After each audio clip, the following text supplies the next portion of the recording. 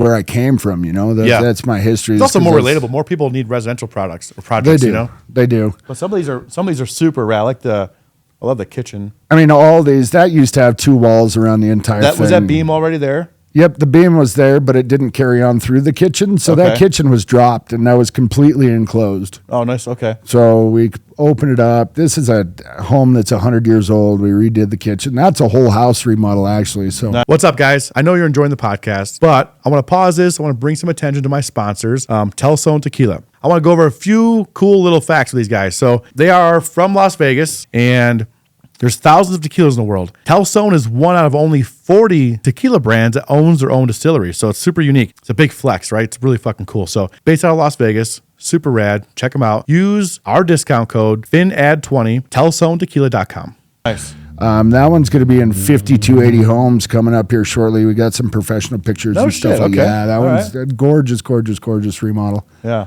That's a little infinity niche there we threw in the back of the bathroom across the back. This is my favorite here, these under cabinet lights. Some toe kick lighting going on. What do you call them? Toe kick lighting. Toe kick? Okay. Yeah.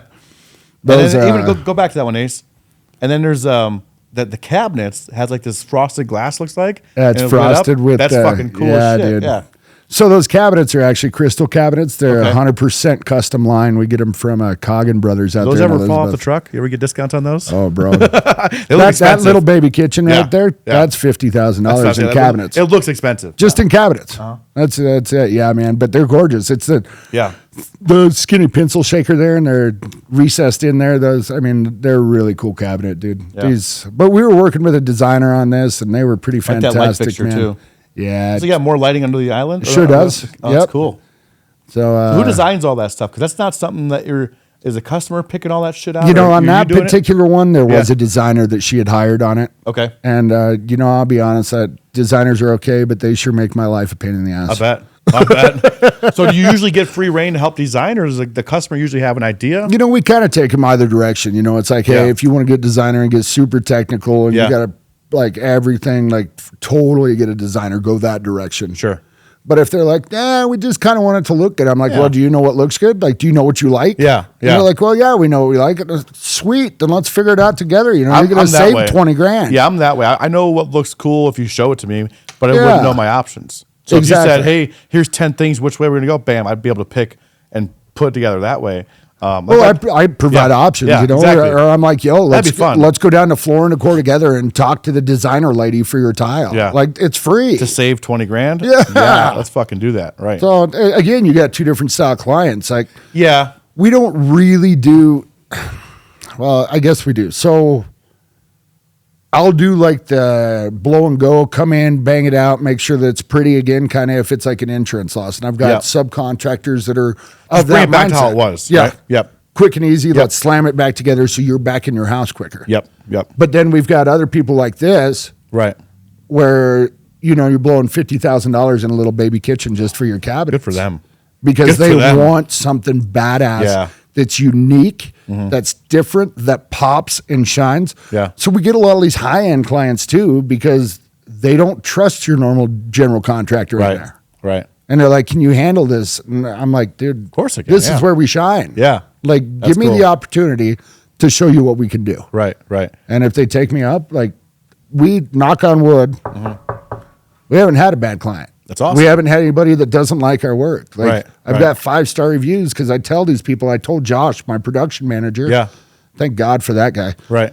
I'm like, our number one thing that we're going to do as a company is make sure that nobody leaves unsatisfied. Right. Whatever that takes. Yeah. Yeah, because it's such a trickle-down effect or such a butterfly effect if it goes the wrong way. And sometimes it's out of your control, too. You ever had that happen? It's out of your control, and it's like you kind of got to save face with the client. It's like, hey, man, it's out of my control, but how can I make you happy? Vendors, man, it's tough. I have that with my job, too, with like the back office shit, with Penn Mutual, with like, maybe they misdraft a payment, right? And a payment comes out before it was supposed to because of a holiday, or they double draw a payment on accident. Some weird things outside of my control. But who gets the phone call? You do. Me. Hey, motherfucker, they just took $2,000 on my... Okay, all right, hold on. I'm on it. I'm sorry. Hold on. I gotta call like, dude, you guys making me look bad, man. Like, what the fuck? I just got these people happy, and now they're unhappy I got to bring them back happy. But what's the easiest way to mitigate that? I just own up to it right away. Yeah, you just communicate, hey, listen, man. Hey, listen, I'll work on it. I promise you. This should not have happened, and I apologize. Let me get it's whatever I can do. So here's a funny story. Yeah. We're starting to jet pizza down in the Springs, right? Oh, and by the way, the Springs is the most difficult place to ever get your license. It took me like 6 months. Total nightmare, man. Jeez. It's brutal. So we're starting this pizza, and I'm using a different mechanical contractor. And the guy's like, hey, I usually don't roll like this by the equipment before I see a check. And I'm like, well, I don't cut a check until I see the equipment. Yeah. Kind of deal. Yeah. And he's like, well, I'll trust you, man. Just don't fuck me, right? And I'm like, cool, we're good. So he sends over his invoice, and I cut him a check, and I put it in the mail. And in the process, we're doing taxes. Guess what happens to the check? It bounced. As you told him, like a $30,000 check bounces on the guy. And he calls you motherfucker. Well, I called him Monday morning. This actually happened this week. Did you know that it was going to, or did he called you? I didn't know because I was running the account tight because of taxes. Yeah. Damn. So I called him Monday morning, and I'm like, dude, I'm so sorry. I'm sorry. I'm going to the bank at 9:00. I'll get you a cashier's check. I'm bringing it down. And he's like, bro, I told you not to fuck me. I'm like, I get it, bro. I totally get it, man. A terrible way to start a relationship, But off to a bad start. We're going to have a redo here. What's the very first thing I said when I picked up that phone? I said, yo, I fucked up. Yep, exactly. Yep. So those are, to me, though, those are easier if it's you or if I fuck something up, it's easy to say, hey, man, I fucked up. Yeah. It really is. I'm getting way better at that, especially, in this line of work, right? It's easy for me to say that. I have a harder time doing that when somebody else fucks up. Yes. And I've got to make it seem like, I was like, dude, I don't want them to think I fucked up, but I've got to own it. The company, we're all one big team here. We made a mistake. Yeah. I'll get it fixed is how I usually handle that. Yep. And that's tough with subcontractors. Yeah. I don't have an employee. Right. And I'll go build you a house with 0 employees. Exactly. So when one of your subbies fucks up, that's got to be hard too, because first you got to chew their ass, then go back to the client and say, hey, listen, that's not how we normally do business, or whatever happens, and that's just, it's stressful. But and that's what I tell them. We've got a project. It's been difficult to chew through it. It was like maybe 2 or 3 month project, and we're like month 9. Okay. And here's the flip side of why a designer sucks. Yeah. I like those 2 or 3 month projects in month 9. Reminds me of when I made you a client. So Thanks. a 1 month process, that was a 6 month. This gotta be easy. He's in the bag. Yeah. 6 months later, 2 companies later. Yeah. That was good though. It was good. Yeah. I mean, it had you learn a lot. Oh yeah. So I had to go to these clients because the drywall got fucked up, and I'm like, yo, and they're like, hey, are you gonna fix it? I'm like, we will make it right. Yeah. I will not leave you hanging. Right. We're not going to bounce. Right. Until it's right. Till you're satisfied with it, we're going to continue talking. That's awesome. And now it's good. How many people have had a shitty experience with the GC? Oh, dude, all of them. Have you ever had a shitty experience? Yeah. Even in these custom or in these non-cut, these track homes. Dude. You can get shitty experiences. They're junk. And exactly. I know. And I had a guy buy those guys give way less of a shit though. Buy a home. I'm not going to say the home builder. Dude, he was in it 4 years. Yeah. And it settled so much that his doors wouldn't close, trim's falling off of the wall. That's a problem in Colorado, I've heard, because of the soils. The soil they don't compact it right? They don't. There's a subdivision by my house that it's like every third home is fucked. Yes. They're having so many. It's in Berthoud, Colorado, and I'm not going to say the subdivision, but because I don't want to misname it, because I can't remember the exact subdivision. But there's like lawsuits going on. People have had their shit tore apart for years. Yeah. And I'm just like, they can almost never sell the house. Best they could ever do is rent it out. Well, I told the guy to sell it, so he sold it, and then he moved into another house that's got more problems. He's like, well, should I?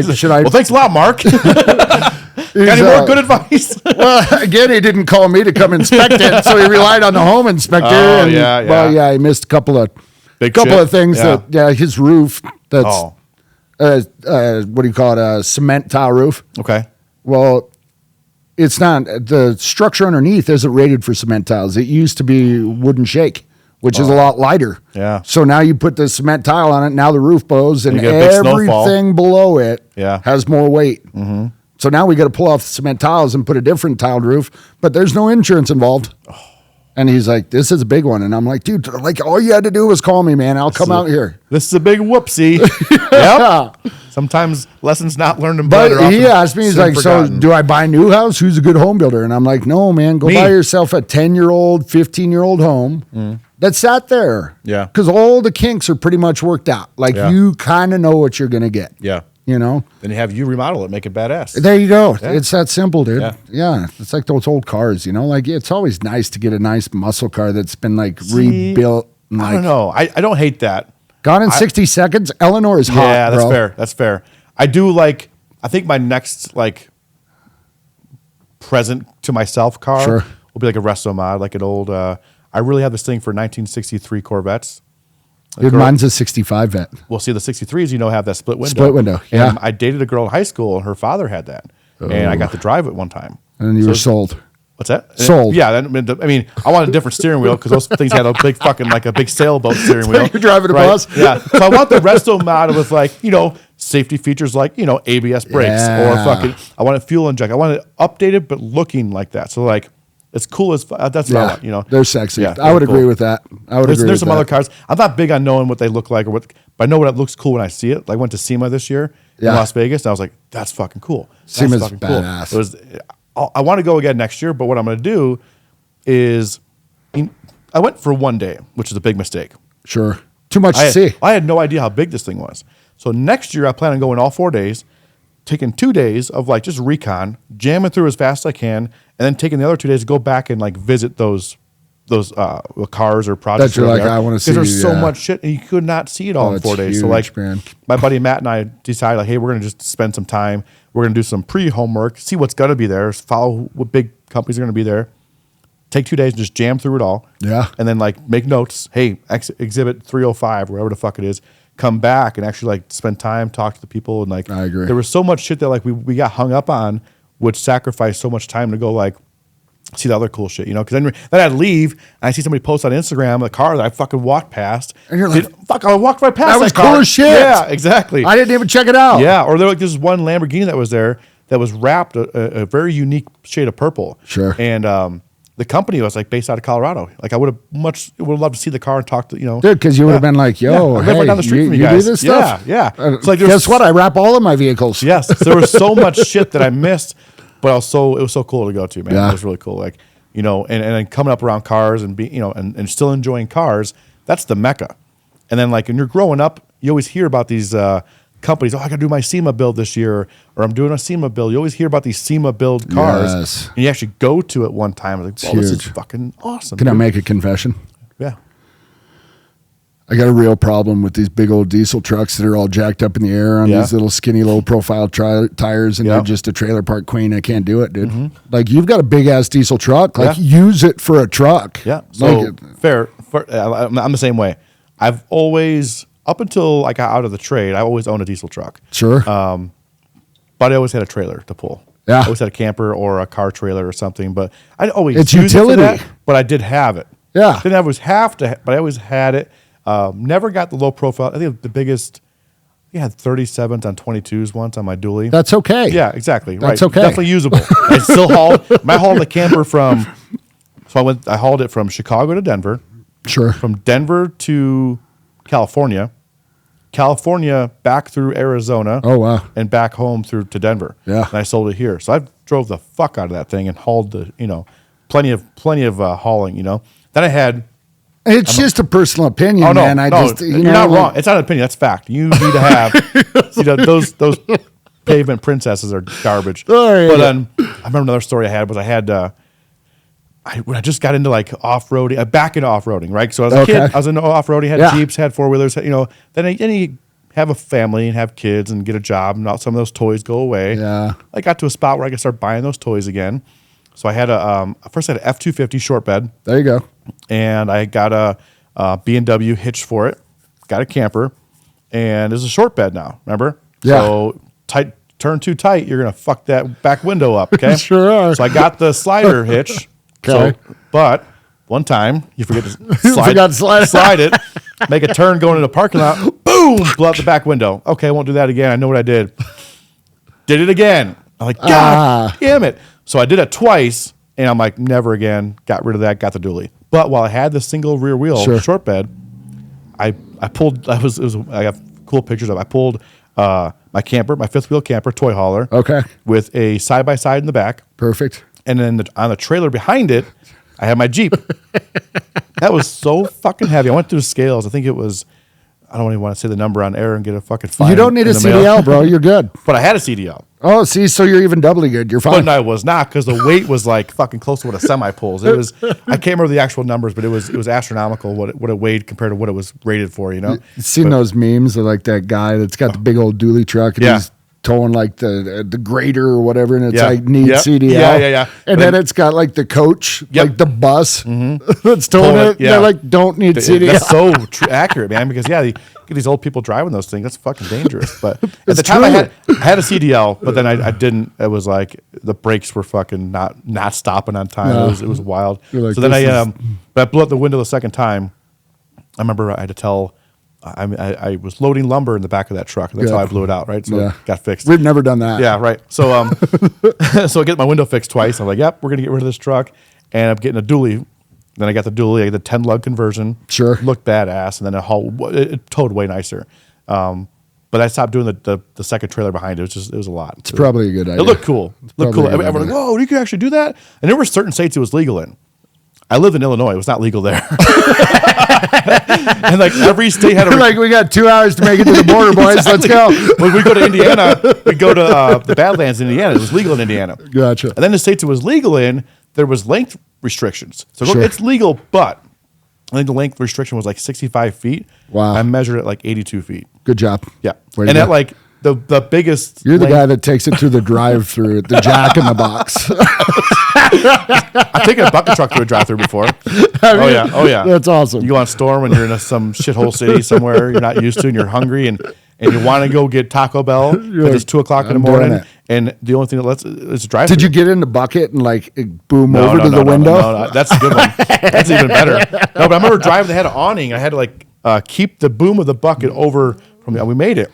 And they're laughing. I'm like, dude, I was willing to walk up. Yeah. You fuckers wouldn't let me walk up and get my fucking burrito at 2:00 in the morning. So now I got to stuff this truck in there. Yeah, but I'm not going home with the burrito. Try not to fuck up your building or my truck. Yeah, but meanwhile, I'm fucking hungry because So, all right, man. Well, this has been awesome. Any closing? Anything you want to close with? Anything you want to bring up? Or anything we didn't get to? And I mean, we're wrapping up. But if we get into a story that takes another hour, that's cool too. But I want to make sure we cover whatever. You wanted to. Well, I don't know if I've got a ton, really. I mean, you just kind of mentioned, like, I think we got off on a tangent where you were like, where are your goals? Where do you want to go with this? You know, like, what's your end all? And I've been kind of struggling with that question recently. Me too. Don't feel alone, because people ask me the same shit. Because I'm like, I don't know, here, but it's never clear and concise, right? Mm-hmm. So I'm not going to dig into it too deeply on this, but this brings me back to that spirituality side of things. Okay.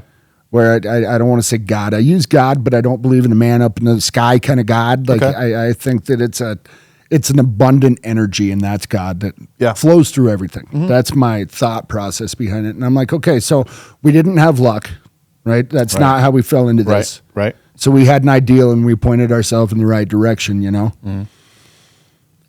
So when you ask me, hey, you know, where do you want to take this? I don't really know if I know the answer to that. I've got a couple of different things that I want to do and a couple of different directions I want to pursue. Mm-hmm.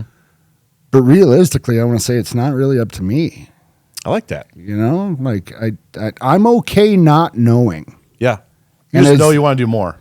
Yeah. It's and as long as I continue to make those decisions to go in that direction, whatever it is, the universe is going to handle it. And you're going uncharted territories. How do you know? Yeah, man. I like that too, because people ask me like, hey, Tony, you've gotten really successful in XYZ from where you came from. Now you're here. Now you're here. It's like, what's your 5-year goal? And I'm like, motherfucker, 5 years ago, I was building power lines thinking I was going to be a lineman until I died.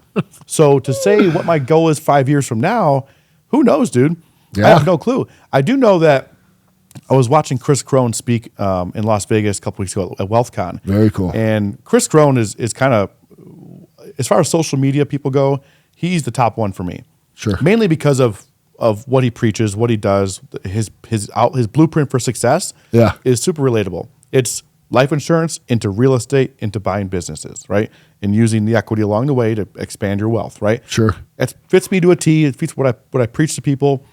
And then the way his charity or his philanthropy, whatever you want to call it, right?